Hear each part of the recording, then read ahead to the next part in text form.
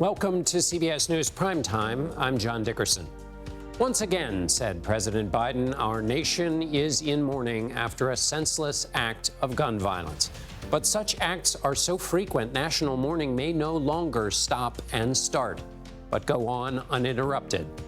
There have been 100 days this year and 146 mass shootings. We'll look at the numbers, but first. We see shootings all over the country, and now it's right at our doorstep, and it's quite scary. 4 dead and 9 injured in Louisville marks today's grim entry in America's gun shooting tally. This is awful. I have a very close friend that didn't make it today. And I have another close friend who didn't either. No action! No peace! Meet Tennessee's new state representative for District 52, just like the old state representative for District 52. An expelled member is coming back. Justin Jones has been elected as the interim successor for the vacant seat. And recent abortion pill rulings are as confusing as a drug label. We'll try to sort it out. I do think this has to be destined for the Supreme Court. We begin our report with another city shattered by a gunman. That man, police say, was a 23-year-old employee at the bank where he carried out the massacre. At least 4 others are dead beside the gunman, and 9 are injured, 2 of whom are police officers. This incident adds to the devastating statistics about violence in the nation.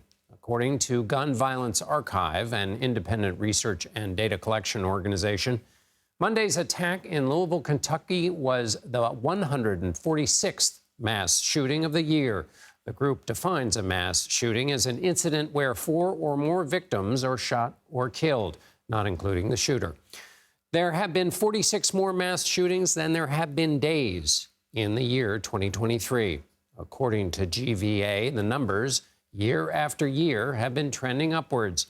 In 2020, there were 82 mass shootings across the country by April 10th. That number jumped to more than 50 in 2021.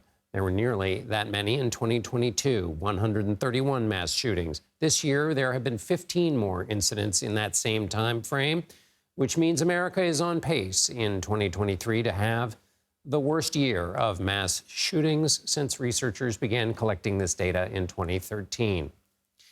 In the shootings this year, the research group says 205 people, an average of more than 2 people a day, have been murdered in mass shootings. And now, after Monday morning's mass shooting in Louisville, the number of lives lost in the first 100 days of 2023 is now at least at 209, more than any year since records first started being kept a decade ago. Roxana Saberi has more from Kentucky. 333 Main, Old National Bank. Another caller advising possibly 8 to 9 people have been shot. Calls to 911 started coming in just after 8:30 this morning. Within 3 minutes, police officers arrived at Old National Bank in downtown Louisville.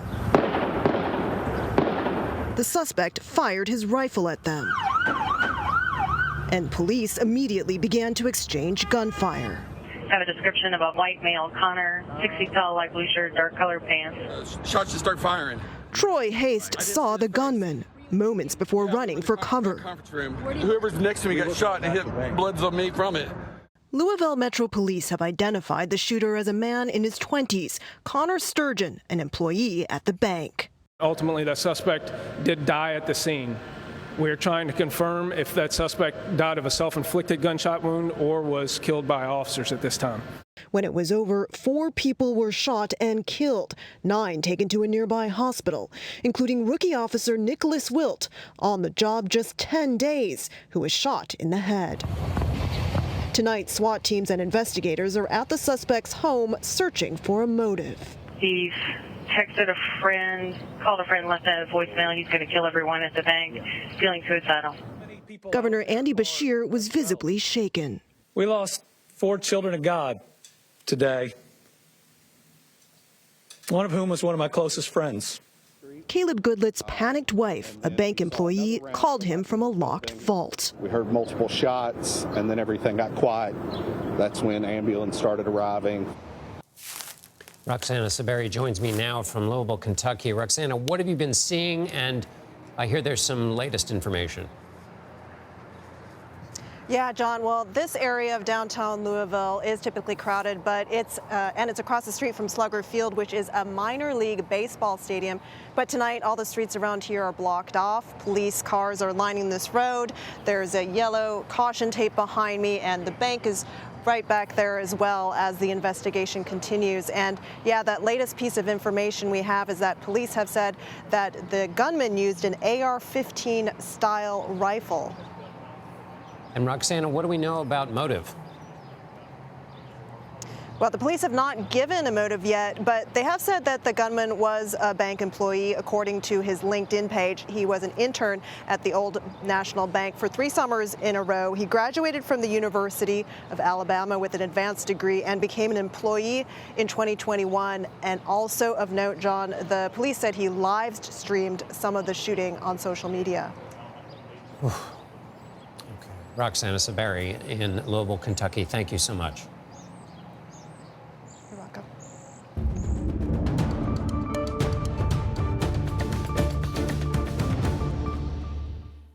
The Nashville City Council has voted unanimously to reinstate one of the Tennessee state representatives expelled last week for joining gun violence protests. Justin Jones will serve as interim representative in the seat left vacant by his expulsion. To make his appointment permanent, he will have to run in a special election. Jones was part of a group of Democrats dubbed the Tennessee Three, who faced expulsion last week for protesting on the House floor. Only Gloria Johnson survived the vote. Meanwhile, those protests are still taking place. Demonstrators once again gathered at the state capitol Monday to call for gun control. Mark Strassman has the latest from Nashville. Suddenly, the so-called Tennessee Three are everywhere. In the streets of Nashville today, on television, and probably in state Republican nightmares. Former Democratic State Representative Justin Pearson and Justin Jones. So there is no democracy in Tennessee. Tennessee is the most undemocratic state in the nation. You don't understand. Last week, mostly white Republicans in the Tennessee House flexed their supermajority. They expelled 2 young black lawmakers from mocking House decorum with a bullhorn and bravado. I'm concerned about the House floor following the process and procedures that are laid out that you should follow and not having a protest, as it was described over here, on the House floor. Jones's district included part of Nashville. And in a special session today, the city's Metro Council met to appoint an interim state rep. As expected, they named Jones in effect to replace himself until Tennessee's governor sets the date for a special election. If Republicans here hoped ousting the 2 Democrats would silence them, make them smaller, their tactic backfired. GOP leadership here got smaller, and Jones and Pearson now have a national voice. When they expelled us, they had no idea that this was going to happen. Mark Strassman joins me now. Mark, first on the question of Jones, Justin Jones, can there be any further challenges now that Jones has been reappointed to his old seat? No, John, there can't. They have essentially it's the legislative equivalent of double jeopardy. That he cannot be punished for the same offense twice. And so at this point, they're basically going to have to learn to just accept the fact that the commissioners here have spoken. He is the interim rep. And if you don't like the fact that he's back in the chamber, I guess you have to hope that when the governor does set a date for a special election, that he doesn't get, in fact, reelected. But for now, he's in. Okay, now what about Justin Pearson? What's the situation with his condition? He has a similar situation. On Wednesday, from Memphis, Shelby County Commission also has to appoint an interim state rep. He obviously is hoping that he's that person. And I just talked to him 5 minutes ago. He thinks he's going to pull it off, number one. And number two, he is also pretty clear that he sees this as more than about him personally getting reelected, but that the voice of his district is also heard again, because right now there is no representation in that district. Until the interim state rep is appointed, they have nobody to speak for them. So his view is this is really about the people who elected me. He, of course, wants to be that voice, and right now he says there is no voice for those people. So What's happening on the underlying issue that started all of this? And now it's become a Republican-Democrat fight and all of that. But what about those underlying protests you've been reporting on? And what's going on with those? Yeah, underlying protests that were reinforced, of course, by today's horrible events in Louisville, on top of the shootings at the Covenant School 2 weeks ago. Right now, any push for making access to guns more restricted seems to be going nowhere. I mean, it's a Republican supermajority. In the House alone, Republicans outnumber Democrats 3-1. The only thing that has really changed, John, is this. Republicans had some proposed legislation that would have expanded gun rights, including arming more teachers and allowing college students to carry weapons on campus. What they've agreed to do for now, because of what happened at the school here, is to postpone that till next year. But there is no real sign here that gun control legislation is going anywhere, despite what's happened around here. All right, Mark Strassman. Thank you, Mark.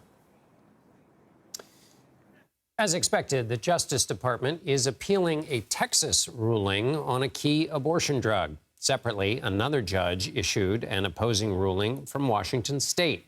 Weijia Zhang has the latest on this rapidly developing legal battle. Tonight, the White House is promising it will fight to keep the abortion pill mifepristone available to women. Jen Klein is the Biden administration's point person on abortion-related issues. It is safe, it is effective, and there is no reason to be removing it from the market at this point. The conservative Texas judge behind the ruling to ban the drug argues that the FDA improperly approved it 23 years ago, ignoring legitimate safety concerns. But at the time, the FDA actually spent triple the average amount of time studying the drug. Mifepristone is one of 2 approved pills that are used together to carry out more than half of legal abortions in the country. Over the weekend, protesters blasted the court decision. This is going to create utter chaos, utter disruption of women's lives. While supporters praised it.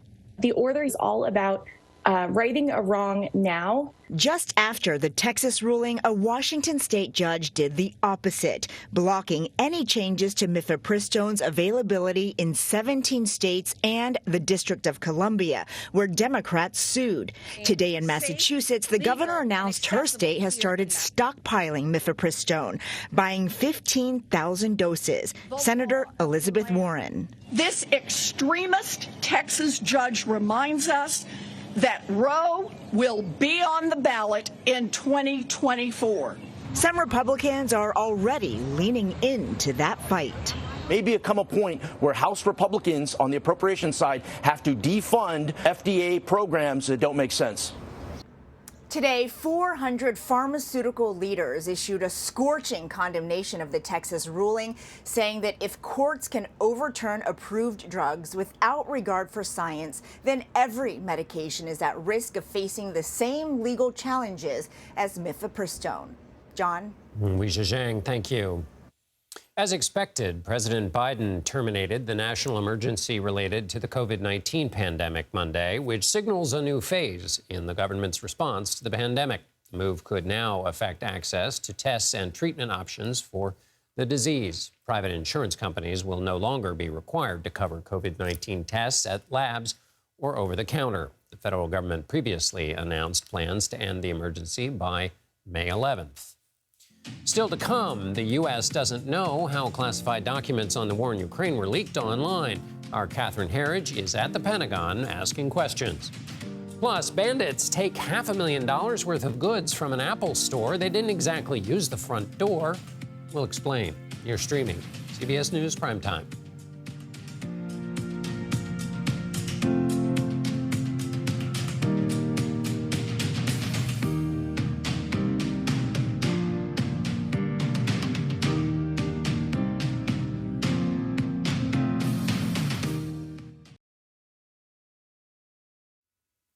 A Virginia grand jury has indicted the mother of the 6-year-old who shot his teacher in January. Deja Taylor is charged with felony child neglect and a misdemeanor for recklessly leaving a loaded firearm so as to endanger a child. Her 6-year-old son allegedly took a handgun from his home to school in his backpack. His first-grade teacher, Abigail Zwerner, was injured but is expected to make a full recovery. She is suing school administrators in Newport News, Virginia, for $40 million, accusing them of ignoring warnings about a child with a gun. 5 bodies have been found and 3 people remain missing after a residential building collapsed in the southern French city of Marseille. Rescue workers are searching through the rubble for any survivors. The 5-story building exploded on Sunday. It took more than 100 firefighters hours to put out the flames. No word on what it caused the explosion, but residents had reported a strong smell of gas, and authorities ruled out any structural issues. U.S. officials are still investigating how dozens of classified intelligence documents ended up on the internet. The documents appear to contain tactical information on the war in Ukraine and suggest the U.S. has been spying on some of its international allies. According to the Pentagon, the online leaks represent a very serious risk to national security. Catherine Herridge has details from the Pentagon. Tonight, Pentagon officials are scrambling to identify the source of leaked documents apparently meant for senior decision makers like the Joint Chiefs. Pages seem drawn from secret military briefing books, including CIA updates. Afternoon, everybody. Not even the White House can say if the crisis is contained. We don't know. We truly don't. Well, obviously, this is very detrimental. Republican Congressman Mike Turner, chairman of the House Intelligence Committee, was briefed earlier today. We don't know what else might be coming or what else they have access to. That's why it's so important to find the source and to close down this source. For the first time since the documents were identified on a popular gaming platform, the Pentagon is acknowledging the stakes. In some cases, to contain sensitive and highly classified material. With the spring offensive approaching, the documents apparently revealing Ukraine's reported need for new munitions, so acute its air defense could crumble. And indications a former intel official says the U.S. and others may be keeping tabs on President Zelensky's conversations. Who or what benefits from the leaked documents? Well, I think the Russians do for sure. H.R. McMaster, a former national security advisor, told CBS News the apparent mix of authentic and doctored records looks like information warfare. Where you have elements of truth that then are combined with false information for propaganda purposes. Another document suggests Russian intelligence is compromised, apparently revealing plans to strike Ukrainian forces at a specific location and time. They've shown the extent to which the United States and Ukraine are aware of what Russia's doing. And Catherine Herridge joins me now from the Pentagon. Catherine, what will the damage assessment by the U.S. intelligence agencies reveal? How are the documents different, say, from past breaches? It's a great question, John. An intelligence assessment and a damage assessment will look at the actual and potential national security damage, more specifically, whether sources and methods have been compromised. What makes this leak really stand out to me, having worked in this area for 2 decades, is that you have records that are authentic coupled with records that have been doctored. So it looks like it's sort of a new information warfare, John. And presumably they'll try to develop some understanding by looking at how the doctoring was done. Correct. To understand kind of what the intent was. Is that? Exactly. And exactly. That very astute. That's exactly what they're going to look at. Because when you talk to former national security officials, what they told us today is that just on its face, it does look like Russia and some of our key adversaries benefit from the leaking of these documents. And more importantly, it also gives them a window into the kind of intelligence we've been able to gather within Russia itself. So it gives them an opportunity to try and shut down the sources of leaks on their end. And what about allies, U.S. allies? What's the impact going to be on the relationship with the allies? Because they're included in this information as well.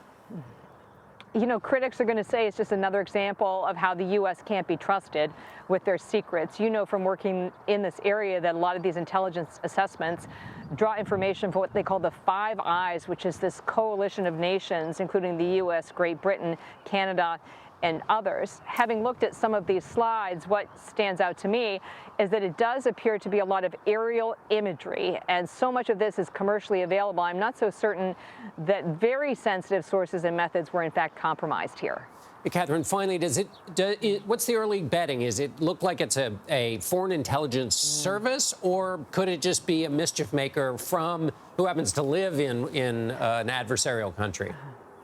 That's a question, John, that we were asking the head of the House Intelligence Committee, Mike Turner. He had a briefing today, and he wouldn't be sort of swayed either way.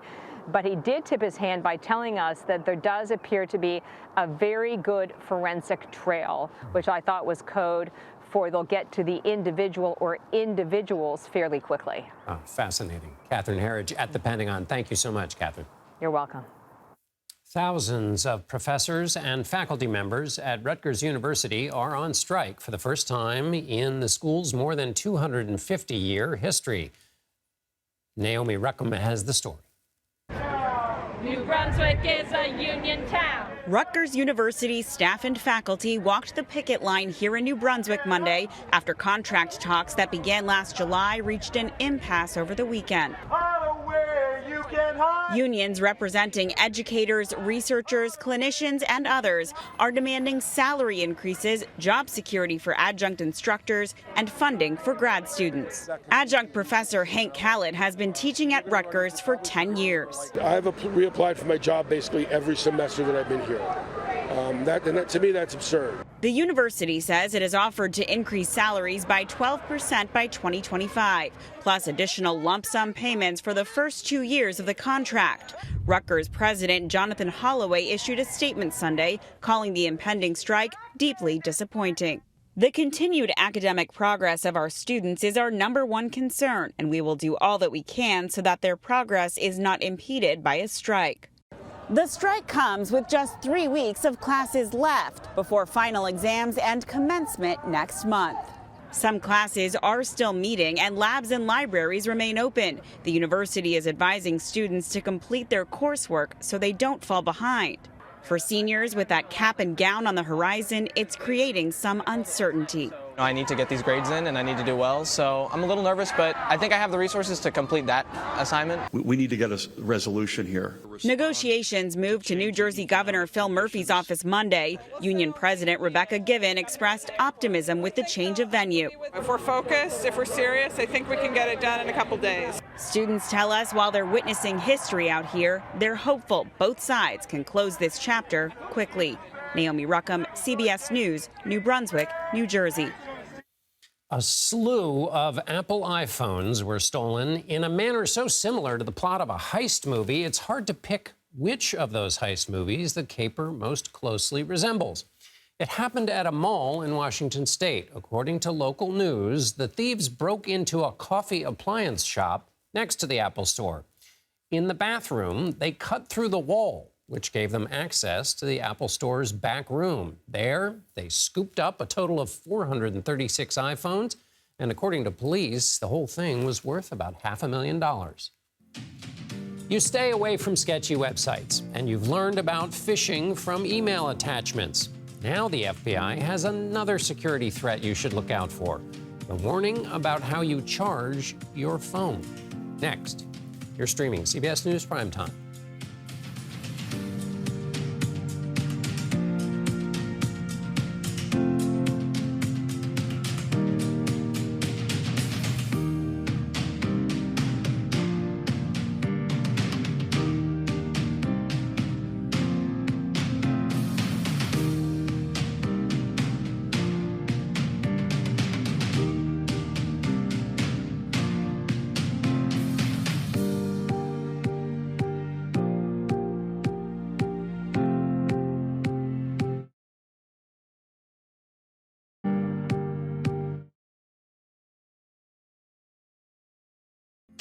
Welcome back to CBS News Primetime. I'm John Dickerson. Here's a look at our top stories.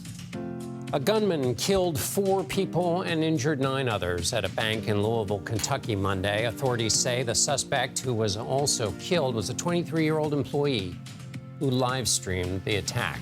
The mayor of Louisville called the shooting a, quote, evil act of targeted violence. President Biden is heading overseas Tuesday, traveling first to Northern Ireland and then to the Republic of Ireland.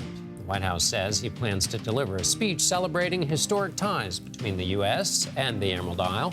Some residents view the trip as a homecoming, given Biden's Irish ancestry. The Justice Department is asking an appeals court to pause a judge's ruling halting FDA approval of a widely used abortion pill. Conflicting rulings have caused confusion of the pill's future in the U.S., especially in states that have introduced new abortion restrictions following the fall of Roe versus Wade. For more, I'm joined by Leah Littman, a professor of law at the University of Michigan. She is also the co-host of the podcast Strict Scrutiny, which focuses on the Supreme Court and legal culture. Leah, it's very good to have you with us. Help us understand, just step back, what happened in the Texas ruling and what happened in the Washington state ruling, and how do they conflict with each other if they do? So the Texas ruling is the first time in the country's history that a federal court has ever attempted to basically withdraw the Food and Drug Administration's approval of a drug that has been in circulation, in this case, for over 2 decades. Mifepristone was first approved in the year 2000. More than 5 million women have taken it. And the district court basically said that the FDA's approval of mifepristone doesn't exist, rendering the drug an unauthorized drug, and therefore it's potentially in violation of state and federal laws for manufacturers to make the drug, distributors to distribute it, and doctors to prescribe it. On the other hand, the Washington ruling, issued within the same hour as the Texas opinion, ordered the FDA not to alter the status quo as it exists right now with respect to mifepristone, at least in several states that had sued the FDA. These are Democratic-led states that sought to loosen some of the restrictions that the FDA has on mifepristone. So those rulings are potentially in conflict with one another to the extent that the Texas ruling essentially tells the FDA you can no longer approve mifepristone, and your approval of mifepristone no longer exists. And the Washington ruling is telling the FDA you can't change anything with respect to mifepristone as it exists right now. So whose argument wins? What happens next?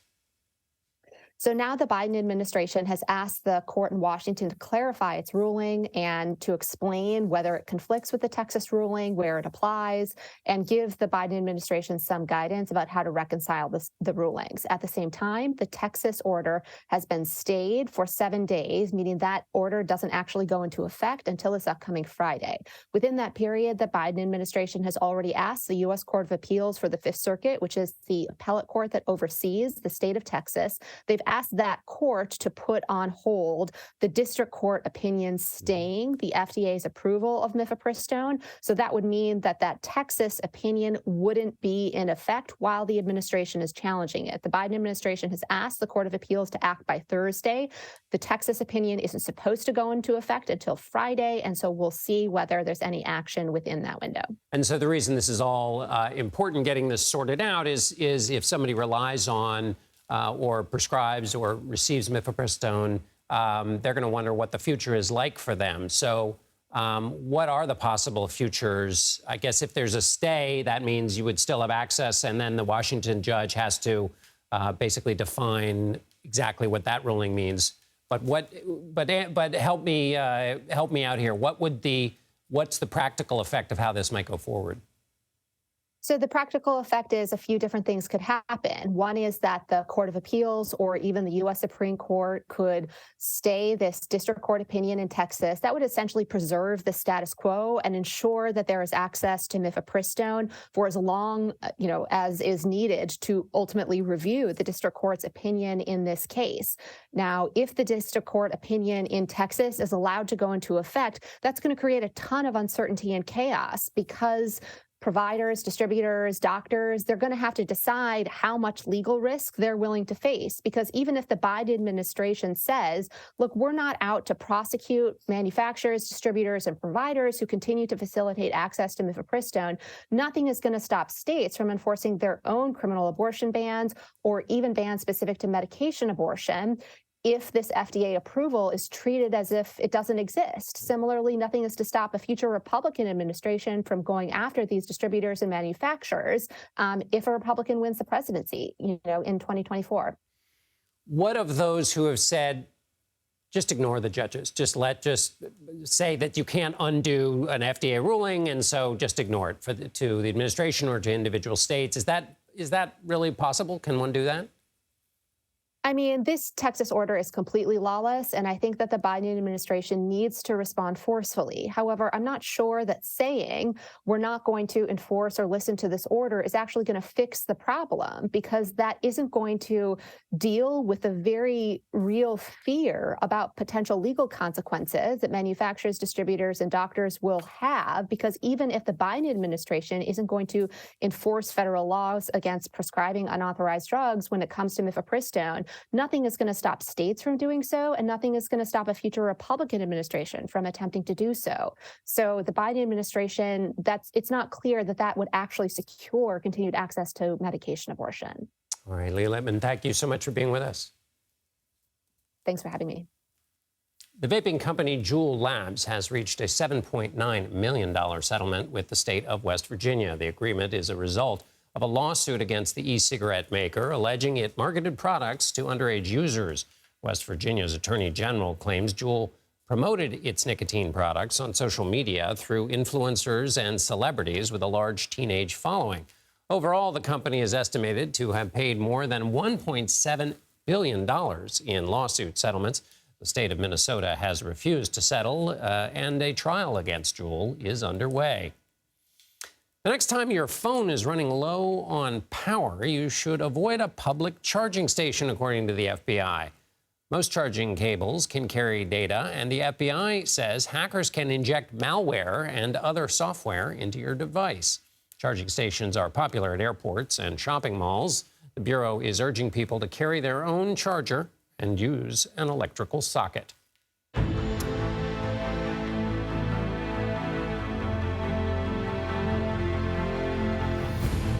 A planned test of the most powerful rocket ever will have to wait a little bit longer. SpaceX CEO Elon Musk says the launch of Starship could happen near the end of the third week of April. SpaceX still needs to get a launch license from the FAA and complete a federal environmental compliance review before liftoff. The rocket is designed to take cargo and humans to the moon and beyond. As of now, it sits on a platform in South Texas. We're tracking some incoming storms for the Gulf Coast and Pacific Northwest. And for more, here's meteorologist Chris Warren from our partners at the Weather Channel. Hopefully, if you live in the South, you're able to enjoy some sunshine and some dry weather while it lasts. Things are going to be changing here. If you have plans that take you to the South and throughout parts of Florida, more moisture is going to be moving in, associated with an area of low pressure. More moisture moving in, more rain falling down. Some areas have the potential for seeing maybe 3 to 5 inches of rain. The candidates for that at this point look to be later in the week for Louisiana, and then on again, off again for parts of Florida, including South Florida. The Pacific Northwest, you're going to see more mountain snow. Series of disturbances are going to come through. Rain east of the Cascades and west of the Cascades, but in the mountains again, it is going to be snow. Snow melting is going to be a big concern for a lot of people in the upper Midwest, with some of these temperatures getting to be about 20 to 30 degrees warmer than average from Colorado to Michigan. For more in-depth coverage, watch the Weather Channel on cable and now live on your favorite TV streaming device. Chris Warren, thank you. China wanted to send a message about Taiwan to the world, and it used a fleet of warships to deliver it. Next, we'll discuss why Beijing is taking such provocative steps. You're streaming CBS News Primetime.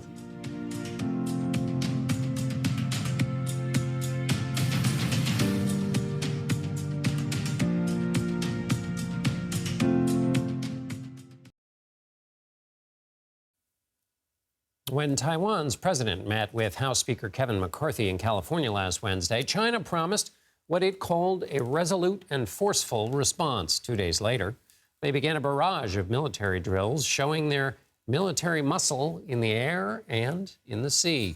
CBS News senior foreign correspondent Elizabeth Palmer reports from Taiwan's capital, Taipei, on the tense weekend.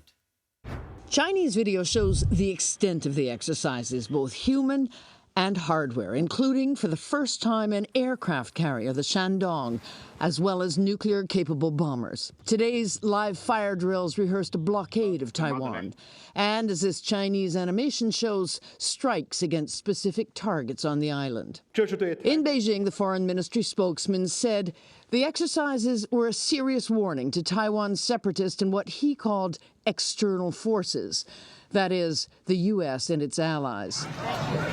Specifically, their retaliation for the meeting in L.A. between President Tsai Ing-wen, who insists Taiwan will remain independent, and Speaker Kevin McCarthy, who signaled the U.S. would help protect it from China. We will honor our obligations and reiterate our commitment to our shared values, behind which all Americans are united.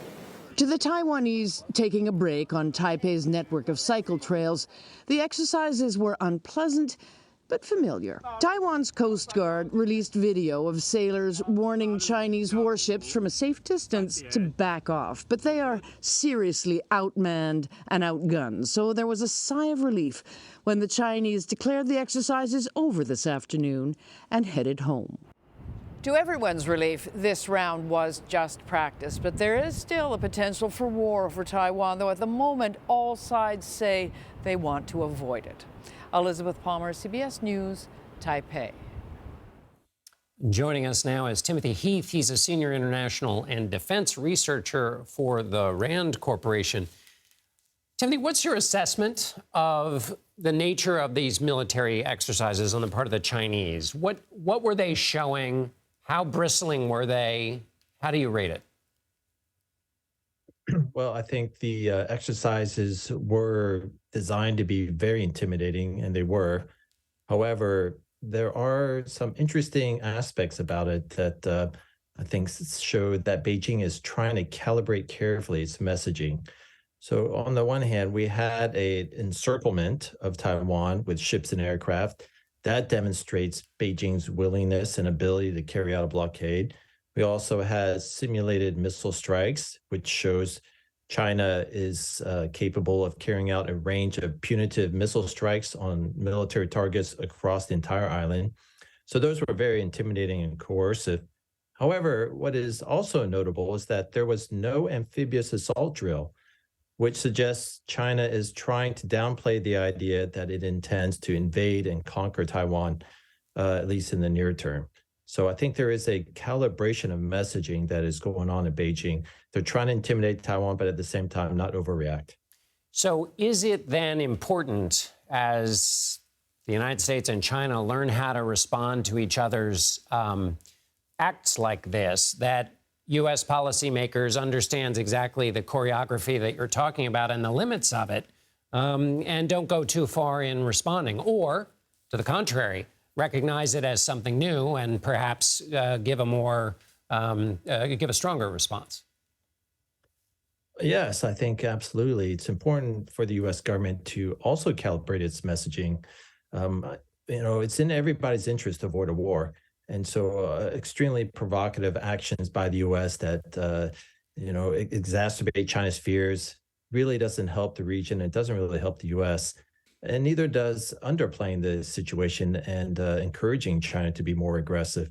So developing a deterrent response that demonstrates U.S. interest in stability and yet at the same time avoids excessive provocation is really, really important.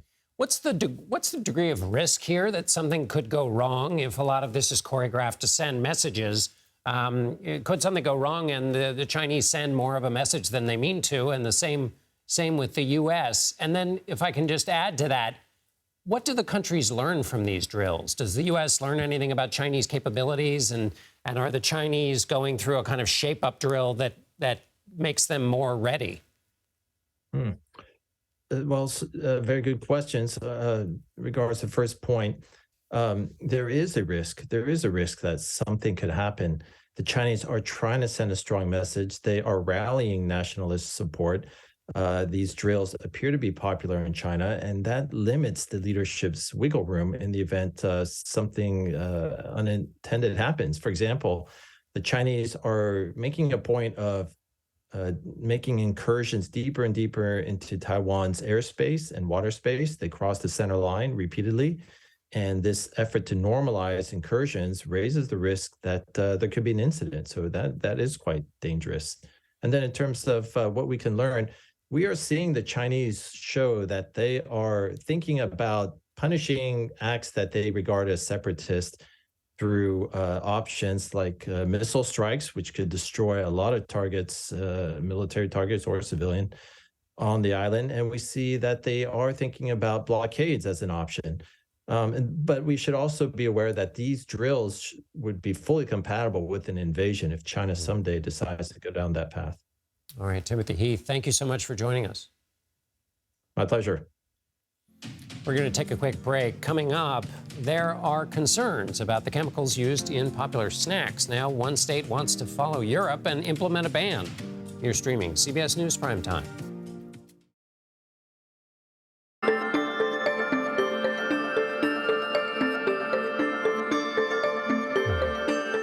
We've reported that some of the chemicals in our food here in the U.S. are banned in other countries, but California could be the first state to get rid of some of these additives here in the States. Here's Daniel Backus. Hendrix, do you want strawberries? Ashley and Jermaine Rawlings are careful about what they feed their 2 young children. They read food labels closely. I'm vetoing every product that comes in here just because I'm always curious, like, what's in this product. If you can't pronounce the name, you probably shouldn't be eating it.